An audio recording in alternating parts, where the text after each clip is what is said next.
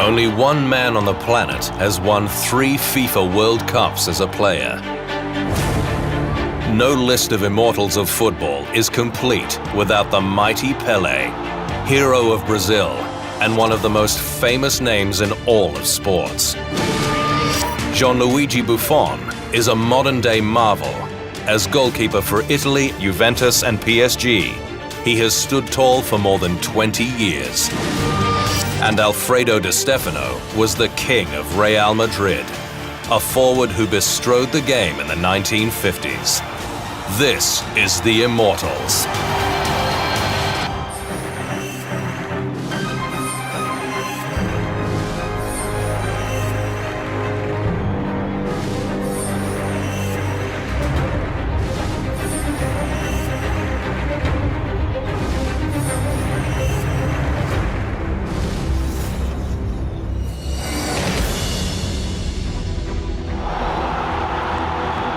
His birth certificate named him Edson Arantes do Nascimento. But by the time he was a teenager, everyone knew him by the sobriquet bestowed by his friends.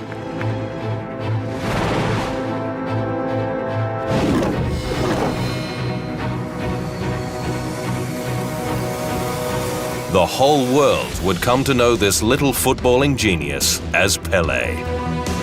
He was already a star at 15 when his parents allowed him to trial at Santos, the giant Brazilian league club.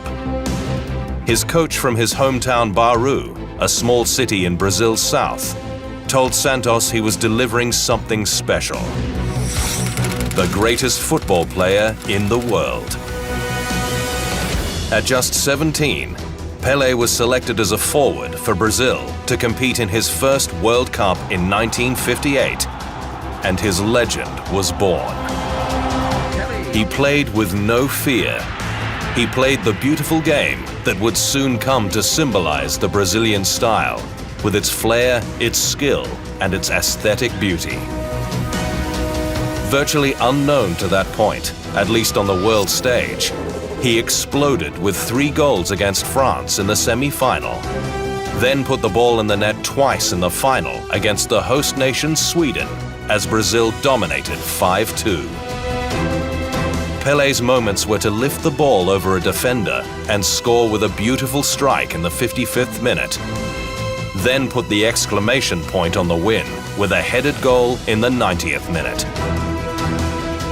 Brazil as a nation had been in a kind of mourning for 8 years, since losing the final to Uruguay at home at the Maracanã in 1950. Now, they sought and achieved redemption for their country, Brazil's first World Cup triumph, led by the audacious talent of Pelé. They didn't know Brazil. Then, after this World Cup, Brazil became well-known all over the world. I think this was one very important moment for me because I make my country be well-known to the world. I think this was the important moment in my life. Pelé was already an immortal, although he was just a teen, establishing records that still stand today. At 17, he was the youngest player to play a World Cup final, the youngest scorer in a World Cup final, and the youngest player to win a World Cup winner's medal. He stood alongside the giants of the game in Brazil, like Garrincha, the dribbling master, who would steer his country to a second consecutive World Cup win in 1962, as Pelé lay idle and injured for the final. At the 1966 tournament in England, he was brutalized in tackles as his name and reputation preceded him, and Brazil suffered a humiliating exit after the group stage. But Brazil's 1970 World Cup team in Mexico would go down as arguably the greatest team in the history of football, winning the final against Italy 4-1, Pelé offering up the opening goal and securing the golden ball as player of the tournament. If 1958 was his arrival as the new superstar, 1970 was his crowning as the king. In the history of the World Cup, No other player before or since has won 3 World Cup medals, the most coveted in the game. Pelé played in 4 World Cups, scoring 12 goals. And the Latin nation has now won 5 World Cup tournaments, more than any other country. It still plays the beautiful game. This is the legacy of Pelé. Still to come on the Immortals, the age-old argument, is Pelé the greatest of all?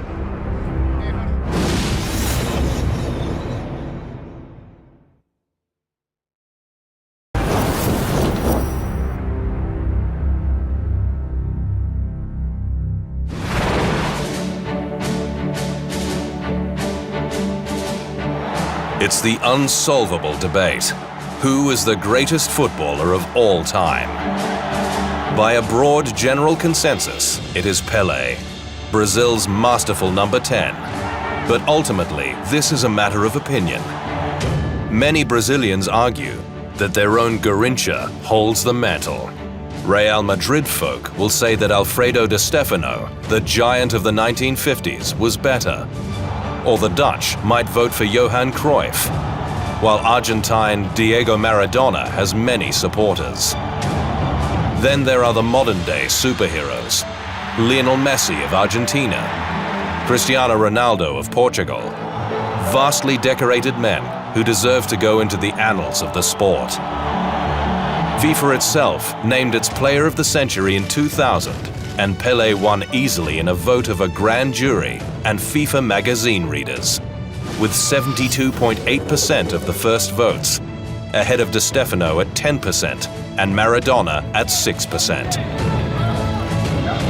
In a separate online poll of the public that only served to confuse the case and skew the results toward more recent players, Maradona won with 53% of first votes, ahead of Pelé's 18%, and FIFA ended up handing out 2 awards to calm the waters. The International Federation of Football History and Statistics named Pelé Football Player of the Century, and he was named at the Golden Foot Awards in Monte Carlo in 2012 as the best ever. Germany's legendary Franz Beckenbauer thought it nonsense to have the debate at all. There's no one to compare with Pelé. Zico, a Brazilian legend himself and a teammate, also weighed in. There's only one possible answer: Pelé. He's the greatest player of all time, and by some distance, I might add. The man himself loved the modern players, just as they revered him. The style of Messi is completely different than the style of Cristiano Ronaldo. You know, now we have Neymar. We have a lot of different players, but if you ask today, I think Messi, to me, is the one more complete. These are questions without definitive answers, and ultimately, it was Pelé himself who put it all in context. I think the secret to success is to respect people, to be prepared always, and then never think you are the best. Over time, Edson Arantes, the footballer, morphed into Pelé, the global superstar, and became one of the first big sporting brands. Pelé met Ronald Reagan, the US president. Time magazine named him among the 100 most influential people of the 20th century, along with Gandhi and Einstein, the Beatles, and Nelson Mandela. It was Mandela, Pelé's hero, who presented him with a Laureus Lifetime Achievement Award in 2000. To watch him play was to watch the delight of a child combined with the extraordinary grace of a man in full. In the mid-1970s, Pelé spent the second phase of his career playing with the New York Cosmos, helping popularize football in the United States for the first time. He had been coaxed out of retirement in Brazil by a $1.4 million a season contract. Huge money for a sportsman in the 1970s. I think what Cosmo did in the beginning, what we promote the soccer in the United States, and then go through the world. I mentioned about sometime I got very upset because I played 25 years with Santos. We won the World Cup. I scored a lot of goals, more than 1,000 goals. And every place where I arrived, the people say, Pelé, what happened with the Cosmos? It's a magic, unbelievable. The Cosmos changed the sporting landscape in the US, luring Beckenbauer and other superstars from Europe. For the first time, soccer, as it is known in the US, was a major player as the crowds came to Yankee Stadium. But Pelé was approaching retirement. His last playing appearance in 1977 in New Jersey, appropriately an exhibition game between Santos and the Cosmos. Married 3 times and father of 6 children, he moved into the football afterlife, but never lost his celebrity. In Santos, where he played 19 seasons and won 6 Brazilian league titles, they opened a museum in his name. Including friendlies, he scored over 1,000 goals for his original club. Pelé's 1,000th goal in all football, scored from a penalty while playing for Santos against Vasco da Gama at the Maracanã in November 1969, became a moment of great symbolism in Brazilian football. He chose not to coach beyond his playing career, a fact he related to Jose Mourinho, the Manchester United manager, with a sense of irony. I was talking with him personally once, no? It was 2 years ago, last year. He said, Pelé, you don't want to be coach. I told him, Marinho, I am not crazy. You are crazy. But he is a local and excellent coach. A religious man, he traveled the world spreading the word of his God and promoting the sport as its most famous ambassador, selling his memorabilia and giving most of the money to a hospital. His legacy is 1,281 goals in 1,363 games, the most goals by any player according to the Guinness Book of Records, for it was finishing that was his trademark. FIFA's official records show that he scored 5 goals in a game 6 times, 4 goals 30 times, 92 hat-tricks, and that once for Santos in 1964, he scored 8. His 3 World Cup medals are a record, but most of all, he won the reverence, love, and admiration of the world for his skill and grace. Named after Edison, inventor of the electric light globe, Pelé came to illuminate the world of sport like scarcely anyone has before or since. It's a great honour and a great privilege really to be standing here and being asked to present an award to Pelé, because the word legend is used very often these days, but in fact I think there are really very few legends in the world of football, and the greatest legend of all is sitting with us tonight, and I think he's shown that on 1,000 occasions. Up next on the Immortals, the incomparable Gigi, goalkeeper for the ages.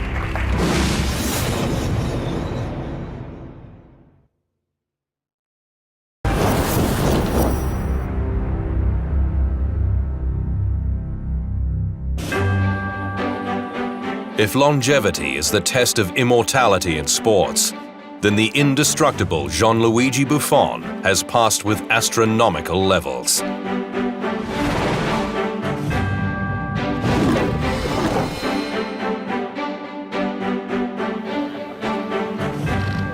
Legendary Italian goalkeeper Gigi Buffon is a recurring nightmare for opposing forwards. He was the constant in the ever-changing world of Juventus and Italian football, a priceless piece of the furniture, much loved and treasured. At 191 centimeters, with his well-manicured crop of hair and his ubiquitous facial hair, Buffon is an imposing figure, and it is part of the mystique of the great shot stopper from Carrara, Tuscany, in central Italy. It was happening in 1995 when he debuted for Parma in Serie A, and was the same at Juventus and PSG, as well as an international competition for Italy. Gigi Buffon sits among the best goalkeepers in the game's history, with the likes of Russia's Lev Yashin, Oliver Kahn of Germany, Spain's Iker Casillas, and the modern-day wonder keeper, Manuel Neuer of Germany and the dominant Bayern Munich. Buffon came from a family of sportsmen and women. His sisters both played on the Italian national volleyball team, and he was quickly drawn to sport, working his way through Parma's youth system. Initially, he played as a midfielder, but his height and the inspiration he drew from Thomas Nkono's feats in goal for Cameroon in the 1990 World Cup led him to have a stint as goalkeeper that proved to be important. At 17, he made his Serie A debut for Parma, and when he transferred to Juve in 2001, the price of 52 million euros made him the most expensive goalkeeper in history. That record survived even after Neuer's 30 million euro switch from Schalke to Bayern in 2011. The high point of Buffon's career was the 2006 World Cup finals in Germany, when Italy won its fourth trophy.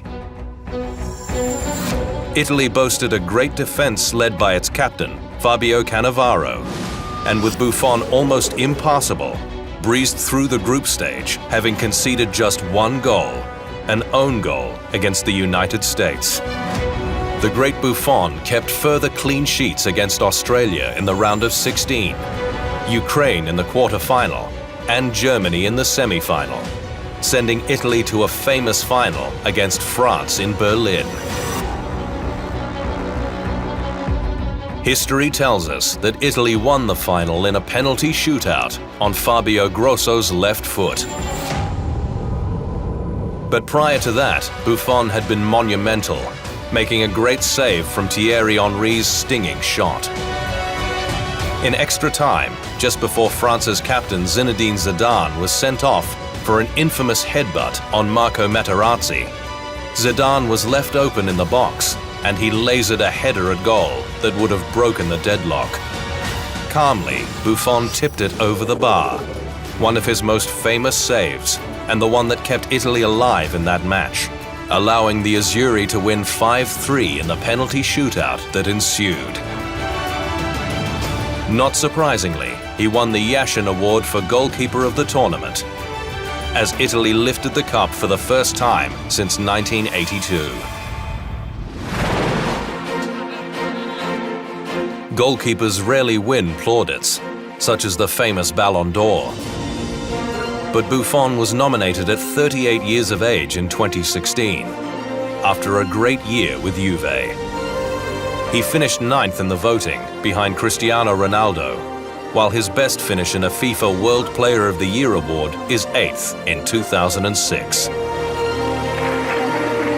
As for Buffon, he continued to ply his trade at Juve as the club launched into one of its greatest eras, winning 5 straight Serie A titles from 2012, as well as 3 Supercoppa titles and 2 Coppa Italia triumphs in the space of 4 years. Juventus was the king of Italy again, and the match-fixing scandal that rocked Italian football in 2006 and saw Juventus stripped of 2 Serie A titles was relegated to the distant past.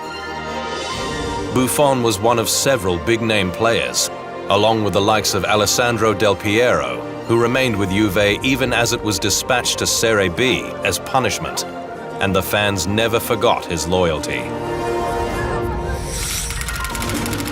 This club has helped me to win, and if I have become world champion, it is thanks to Juve. I can cope with a year in the second division. Captain of Italy from 2011, after Cannavaro's retirement, he also became captain of Juventus and was at the heart of the famous Turin club's rise from the depths of 2007. He began establishing records, becoming Italy's most capped player, and in 2015-16, going 974 minutes of playing time with Juve without conceding a goal over 12 matches, breaking the Serie A record of 929 minutes, set by Sebastian Rossi more than 20 years earlier. Veramente di cuore ai miei compagni per... Obviously, I must thank my wholehearted teammates for this beautiful and satisfying moment, which I am enjoying thanks to them.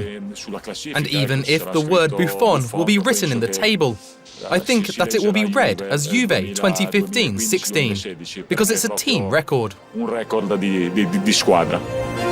Still, no one has kept more clean sheets in Serie A than this father of three, and he has been named Serie A Goalkeeper of the Year a whopping 12 times.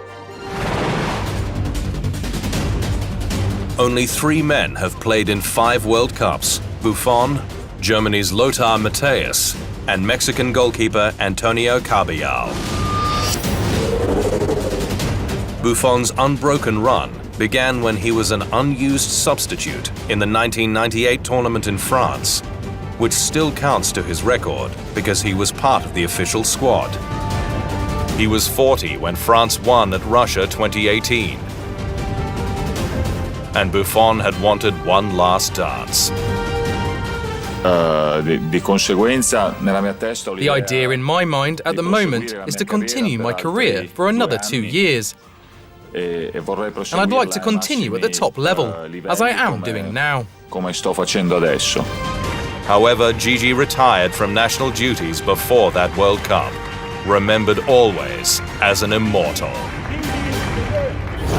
When we return, the majesty of Alfredo Di Stéfano.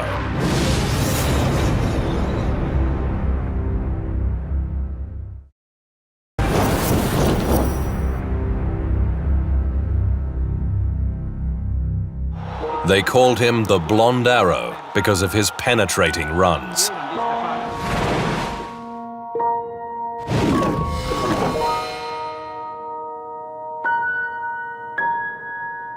Alfredo Di Stéfano is regarded by no less a football power than the mighty Real Madrid as its best ever player.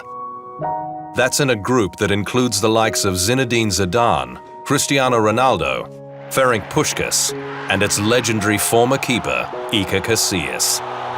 Some think Di Stéfano the best ever player from any part of the world.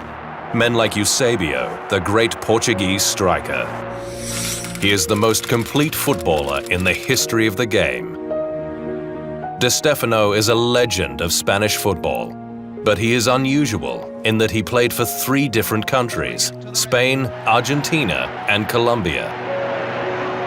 Argentine by birth, he grew up in Buenos Aires and played his early football for the famous Argentinian club River Plate, like his father had, before moving to Colombia when players in his native country went on strike. In 4 years at River Plate and another 4 at the Colombian club Millonarios, he clocked up a string of titles and built his reputation as a genius on the field. Needless to say, when he moved to Spain in 1953, there was a fight over his services between the great Spanish rivals Barcelona and Real. Real Madrid won the battle. In his first game against the Catalans, Di Stéfano taunted them with a hat-trick. He would do it many more times in 12 years with Real, scoring 308 goals in 396 official matches, and forming a wonderful liaison with the great Puskás as the club entered its glory period. From 1956, Real Madrid won an unprecedented 5 consecutive European Cups, and Di Stéfano scored in each of the finals, including a hat-trick in the 5th of these in 1960. Real won 7-3 over Eintracht Frankfurt in one of the best exhibitions of club football ever seen. When he retired, Di Stéfano went on to manage famous clubs like Boca Juniors in Argentina and Valencia in Spain, and in 2 stints at Real Madrid, continuing to write his legend story. Since